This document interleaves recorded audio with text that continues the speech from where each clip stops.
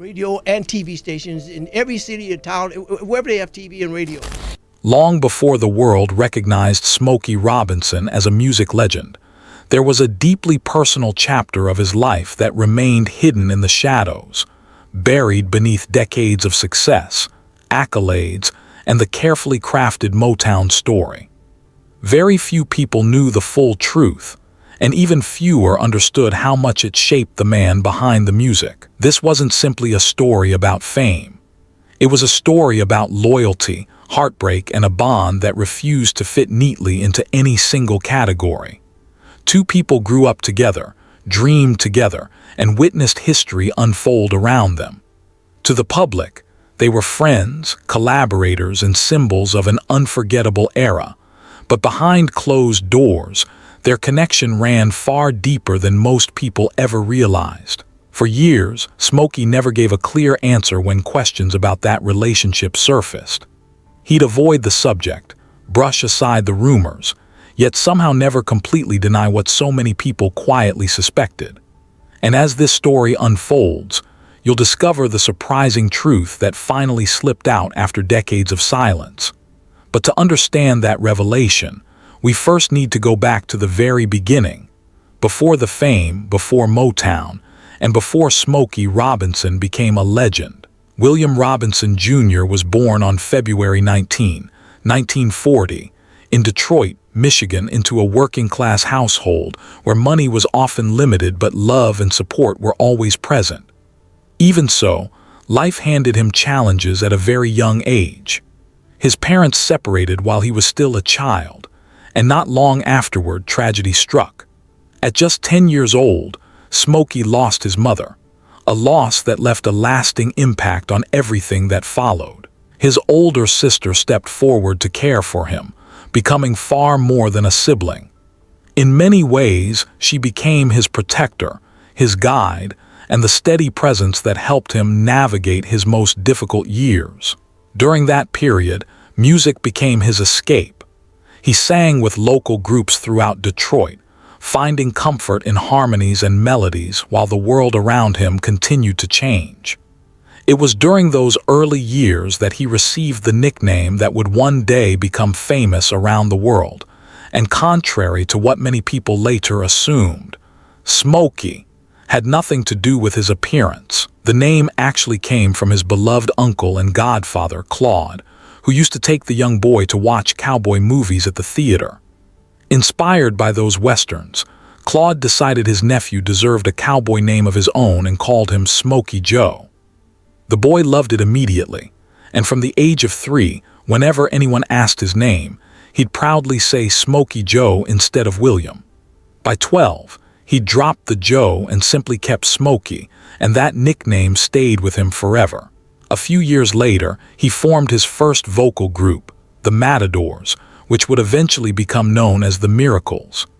But before that transformation happened, Smokey's family history carried its own remarkable story. His father, William Robinson Sr., was born in Selma, Alabama, in 1896, and by the age of 10 was already working, delivering newspapers to help support his family. Every week, a white teenager several years older would steal the money he earned. And in that time and place, speaking out could be incredibly dangerous, so the young boy stayed silent. Week after week, he continued working, knowing his hard-earned wages might be taken before he ever made it home, and though he thought about telling his older brothers, who would have defended him without hesitation, he feared that kind of confrontation could place the entire family at risk. For 2 long years, the humiliation continued. Then one day, determined to protect himself, he purchased a small Boy Scout knife, not looking for trouble, simply wanting the bullying to stop. When the older teenager confronted him again and shoved him to the ground, that was the breaking point.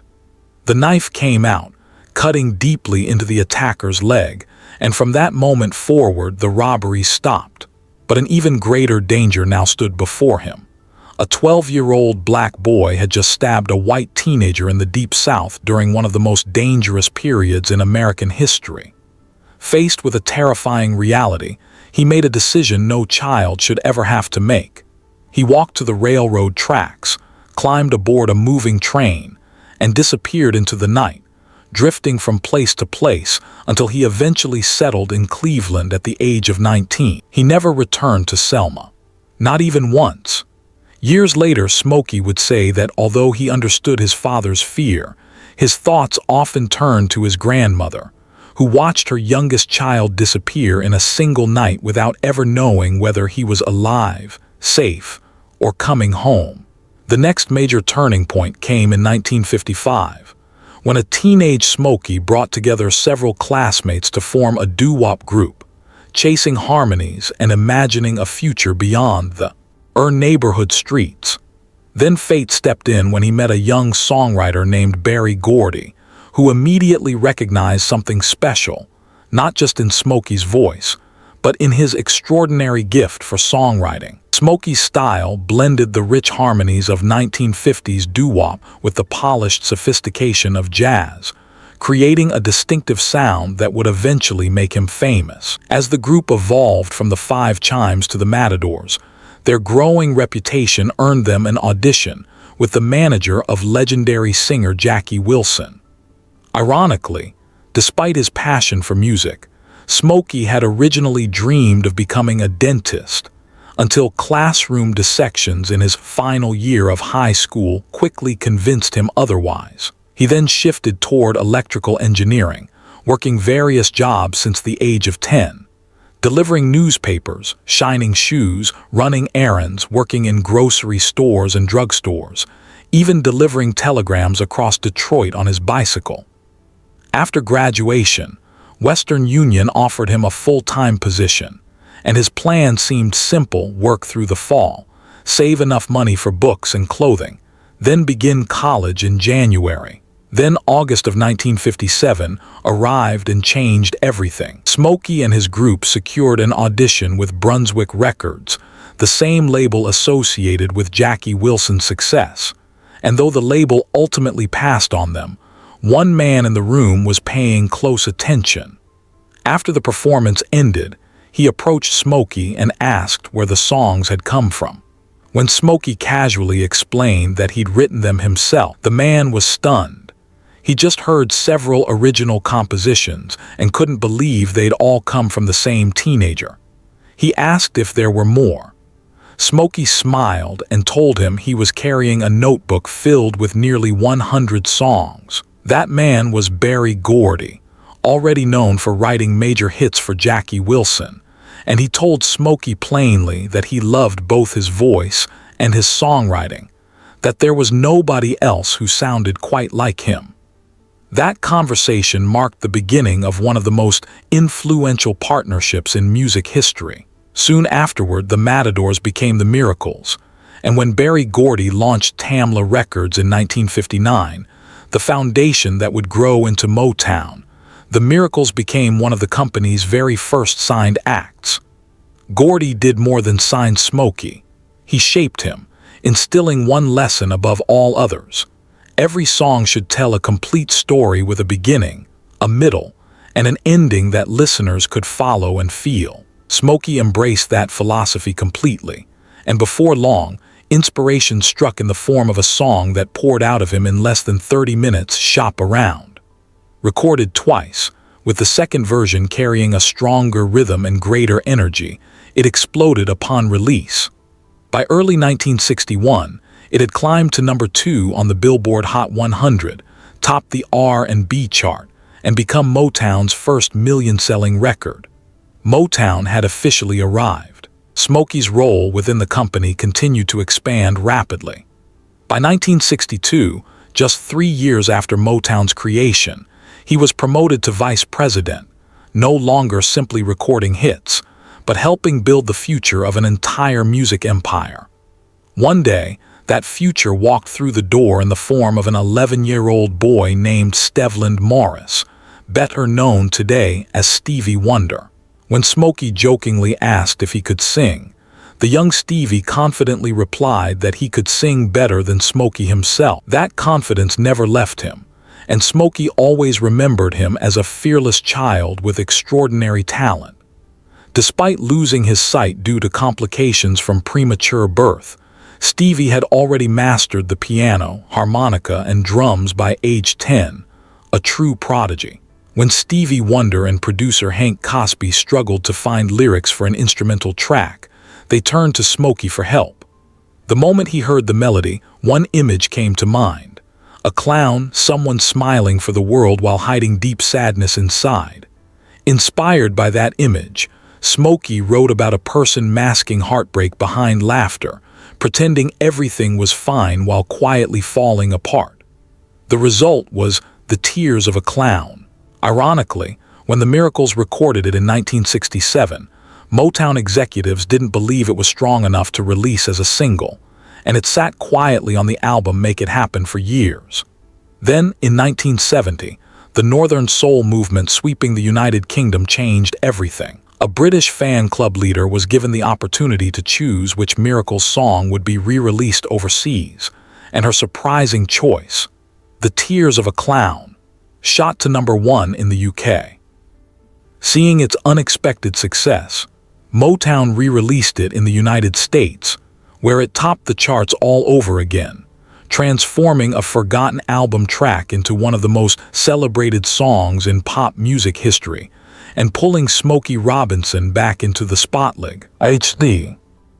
While fans celebrated his success as a performer, Smokey was quietly shaping Motown's sound behind the scenes as one of its most gifted songwriters, producing hit after hit for Mary Wells, Marvin Gaye, the Jackson 5, and The Temptations. Among all the songs he wrote, one stands above the rest.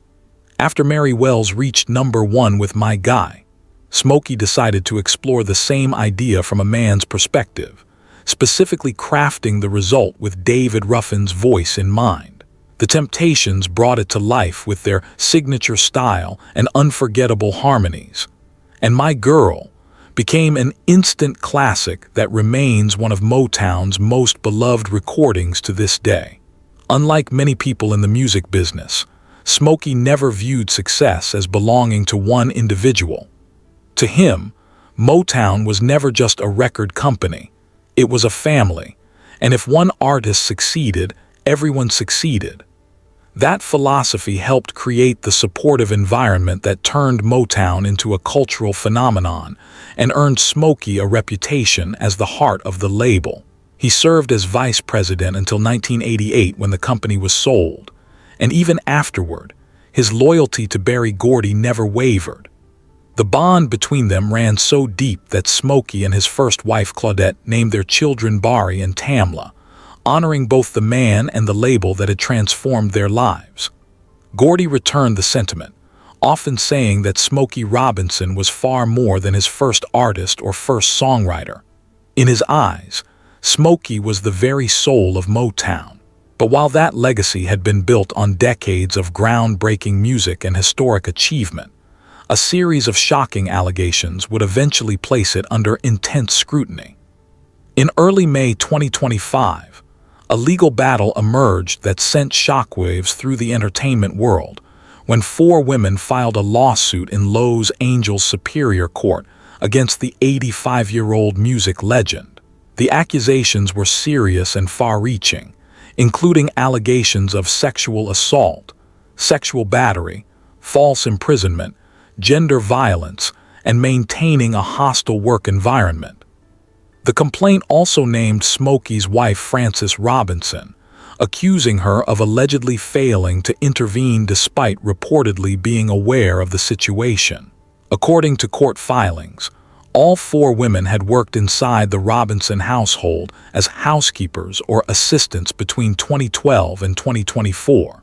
Jane Doe once stated that she worked for the family from January 20 until February 2024, and alleged that the first incident occurred just months after she began, describing what she believed was a repeated pattern of behavior that continued until she left. Jane Doe, too, alleged numerous incidents spanning her employment from 2014 to 2020, describing what she viewed as a consistent pattern of conduct, and claiming that fear and intimidation prevented her from speaking out sooner. Jane Doe 3 worked at the residence from 2012 until 2024 and described an environment marked by unwanted advances, eventually feeling trapped between protecting her livelihood and speaking publicly. Jane Doe 4, who had worked for the family for nearly 18 years beginning in 2006, serving as housekeeper, personal assistant, cook, and hairstylist, alleged that the misconduct began during a trip to Robinson's Las Vegas residence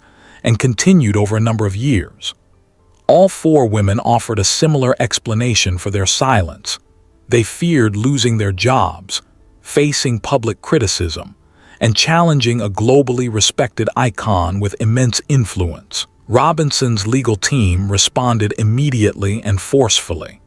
His attorney, Christopher Frost, rejected the allegations as false and defamatory, arguing the lawsuit was financially motivated, pointing to numerous inconsistencies, and urging both media and public to avoid conclusions before all evidence had been reviewed. Smokey himself briefly addressed the controversy in a phone conversation with the Daily Mail, stating that he was deeply disturbed by the allegations before declining to discuss the matter further. At that stage, the Los Angeles County District Attorney's Office confirmed that no criminal charges had been presented to prosecutors, while the LAPD declined public comment. Then on May 16, 2025, the situation escalated when the Los Angeles County Sheriff's Department confirmed that Smokey Robinson was officially under criminal investigation, with its Special Victims Bureau stating the investigation was in its early stages. Robinson again denied all allegations, and his legal team welcomed the investigation, insisting a full review of the facts would support their position. Before the month ended, Robinson filed a $500 million cross-complaint against the four women, accusing them of defamation and elder abuse, while his attorneys also sought to challenge the anonymity of the accusers. Then, in November 2025, two additional accusers stepped forward with allegations of sexual battery, one male and one female, bringing the total number of accusers to 6. And in December 2025, Robinson filed new court documents accusing one of the accusers of unlawfully entering property using an old key, allegedly removing personal belongings captured on security camera footage, prompting the Robinson family to request an emergency restraining order. Yet despite all the headlines and courtroom battles, another part of Smokey Robinson's story remained largely untold, and strangely enough, it was the chapter many fans had wondered about for decades. Because long before the fame, long before Motown, and long before either of them became global icons, there was Diana Ross. Smokey Robinson grew up at 581 Belmont Street in Detroit's North End, and just a few houses away lived another child whose future would also change music history. At the time, they were simply two neighborhood kids growing up on the same street, completely unaware of the extraordinary paths that lay ahead.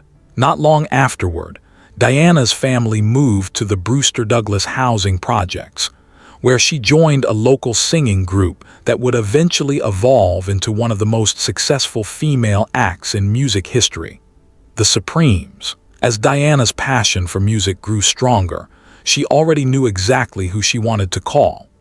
Smokey had known her since she was around 8 years old, and when she was preparing to graduate from high school and Motown was beginning to take shape, she reached out and asked him to listen to her group. The moment he heard them, he immediately recognized their potential. It was a small moment at the time, but history was quietly being made. Years later, in her memoir Secrets of a Sparrow, Diana described Smokey as much more than a friend.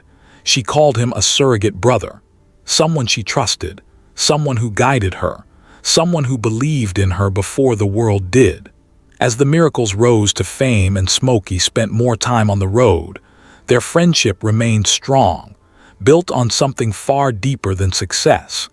The same city, the same struggles, the same dreams, and the same journey from Detroit neighborhoods to international stardom. Over time, however, many people began to wonder whether their relationship had become something more, and that question followed them for years. Adding another layer of complexity was Diana Ross's highly publicized relationship with Berry Gordy between 1965 and 1970. And because Gordy was not only Motown's founder, but also one of Smokey's closest friends and mentors, their personal and professional lives became deeply interconnected. One memorable moment that offered fans a rare glimpse into their friendship came in 1985 during Diana's Las Vegas residency, when Smokey appeared on stage unannounced and joined her. The reunion was emotional, playful, and filled with nostalgia. Standing before the crowd, Smokey proudly reminded everyone that he had been there at the very beginning of her journey. The two laughed together, shared a kiss, and performed Diana's song "Missing You."